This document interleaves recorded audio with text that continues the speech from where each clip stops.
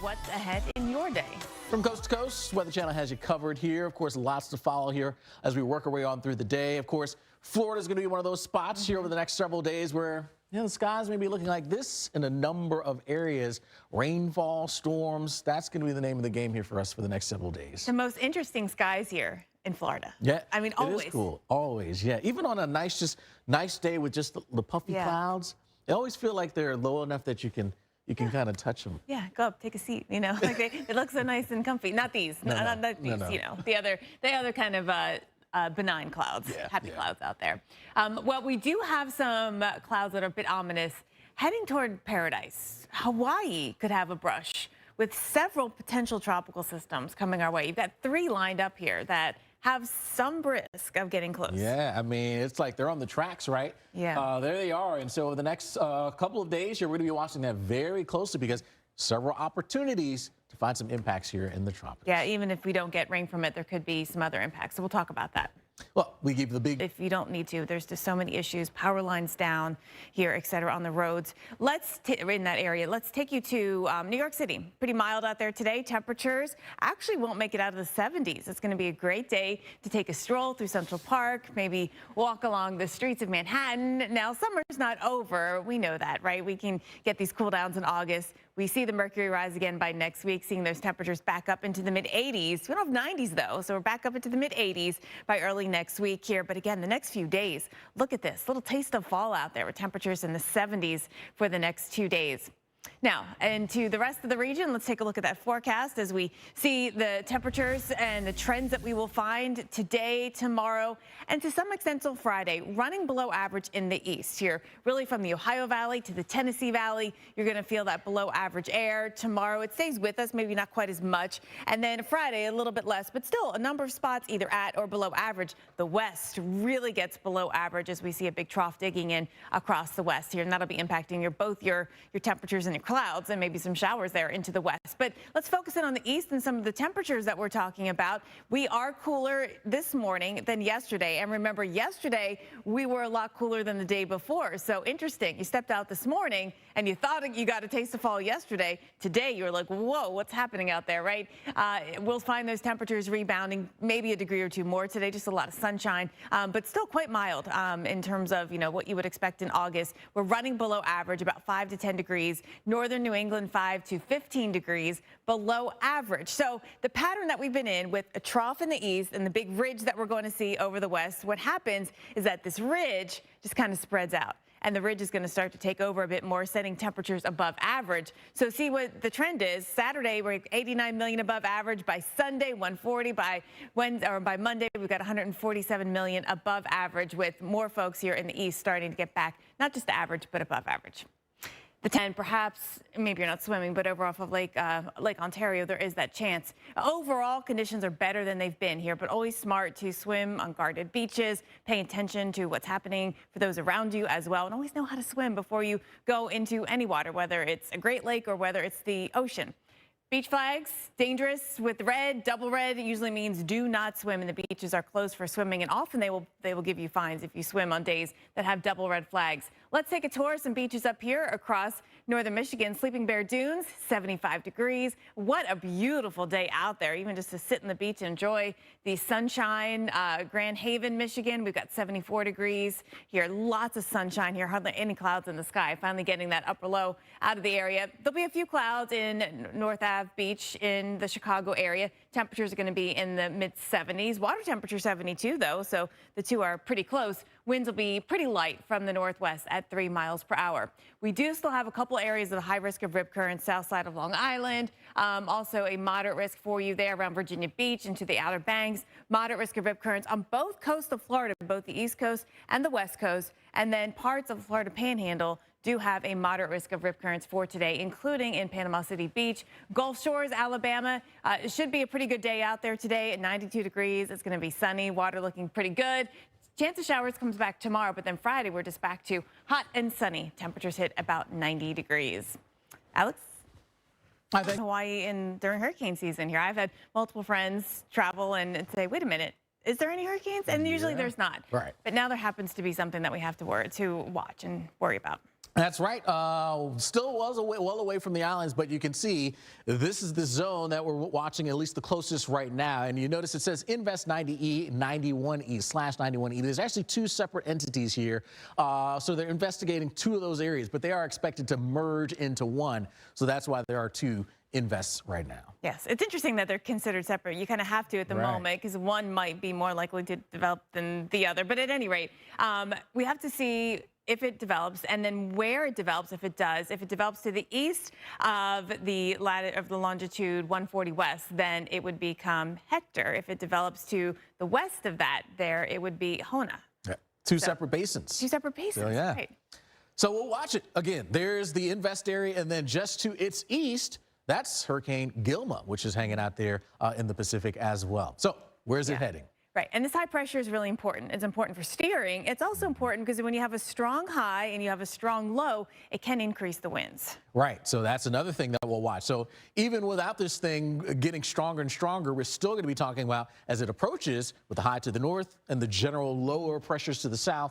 Watch for windy conditions to really start to pick up here for us along the island chain. And then you can see where it heads, again, westbound, moving into some cooler waters, but it's not cold enough that we're going to see it just fizzle out. Everything's too close for comfort when it comes to what we're tracking with this potential tropical system. And again, as you heard, you know, there's not a ton of history, but there are some. And so this is why you can never rule it out. I mean, you look at, of course, going back to 1992, Iniki is the one that everyone sort of has in recent memory. Yeah, I was looking back, 4 major hurricanes going back in the history impacting us in Hawaii. All of them, all those major ones came in from the west and just to the south and then turned north.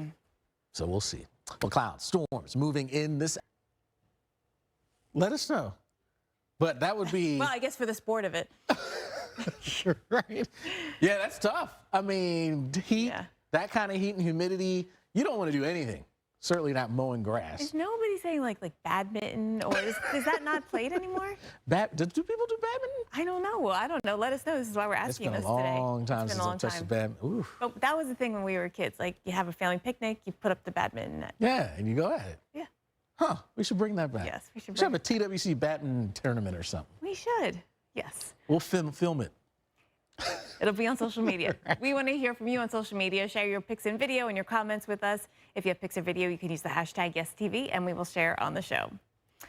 Getting you caught up now on everything. From coast to coast, the Weather Channel has you covered out there. And for those who may be trying to sneak in some time at the beach, of course, Labor Day now right around the corner, skies may look a little something like this in a few spots.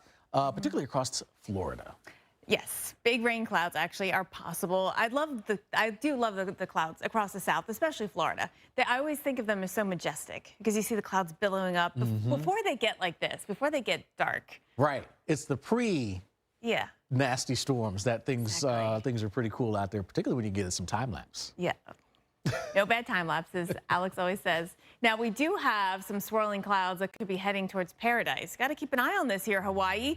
We actually could have several brushes in the coming weeks as you see these tropical systems lined up in the eastern Pacific and tracking towards the central Pacific. Yeah, it's pretty amazing that we aren't dealing with one, but 3 different entities that could have an impact on us here in the coming days. So Hawaii, no doubt, an area that we're going to be watching very closely as these systems move westbound. Yeah, we'll talk about the impacts, whether there's a direct impact or not here. We'll still have some influence.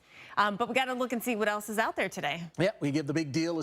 We are going to take you into the Northeast. Let's start in New York City, where things are going to be mild. Temperatures actually won't even make it out of the 70s, and this is the case across a lot of the Northeast, including there in Oxford, Connecticut. Now, it's going to be a great day out here today, and you can see the temperatures looking at the next few days still on the mild side. 70s again tomorrow. We'll barely hit 80 on Friday, but then we do warm back up as we get into the weekend, mid-80s here into early next week, and we'll stay at about 83 by the time we get to Tuesday. So getting a little above average here into the New York City area. In the forecast for the Northeast here, you're all wondering, is this here to stay, this kind of mild weather? Well, we do have below average temperatures, obviously below average today for 156 million. A lot of you are feeling it from the Ohio Valley to the Tennessee Valley to New England. Tomorrow, we still have 105 million below average. By Friday, that area is shrinking across the east and then expanding in the west here. And it's on really only 53 million people that will be below average at this point. Temperatures are cooler right now than they were yesterday at this time in New York City. Other spots are warming up. I mean, it was such a chilly day in Binghamton and in Buffalo. You were struggling through the 60s there in Buffalo. But today it'll be a more mild day. We'll see temperatures squarely up into the 60s, and we'll get up through the 70s actually into Pittsburgh. Boston, we get to the 70s. Temperatures are below average, but it's a comfortable below average. It's not like it's super chilly or anything like that.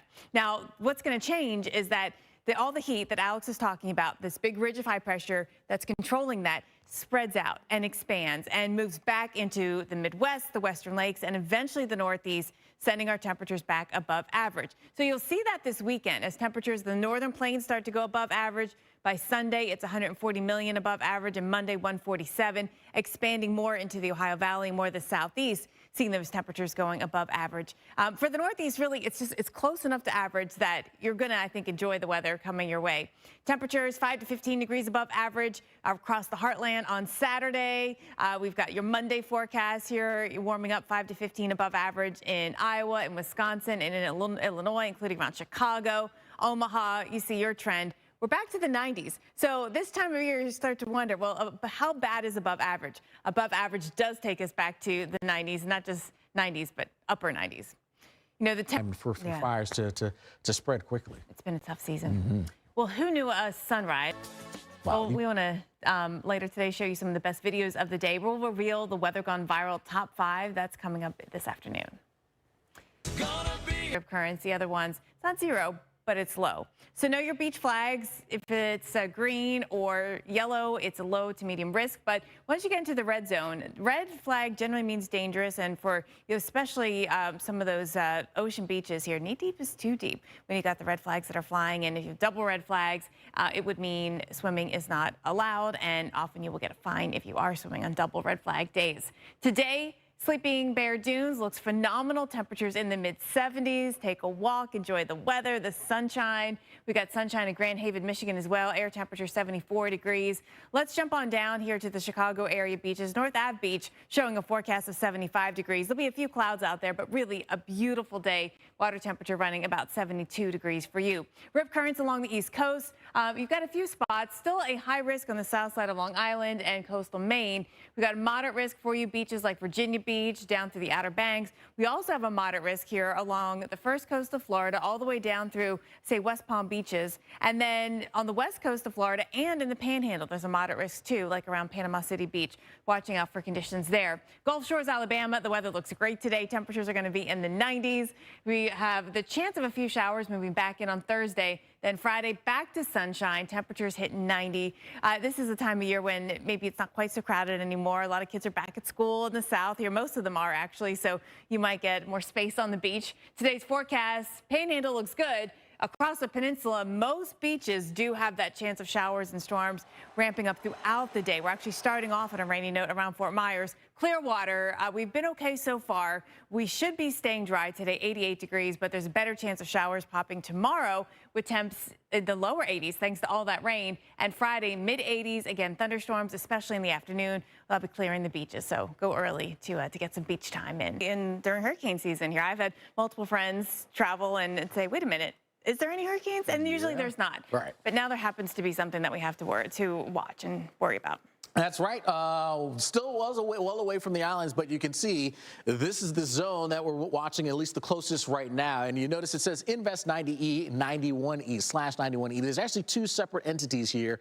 So they're investigating two of those areas, but they are expected to merge into one. So that's why there are two invests right now. Yes, it's interesting that they're considered separate. You kind of have to at the moment because one might be more likely to develop than the other. But at any rate, we have to see if it develops and then where it develops if it does. If it develops to the east of the longitude 140 west, then it would become Hector. If it develops to the west of that, there it would be Hona. Yeah. Two separate basins. Two separate basins. So, yeah. Right.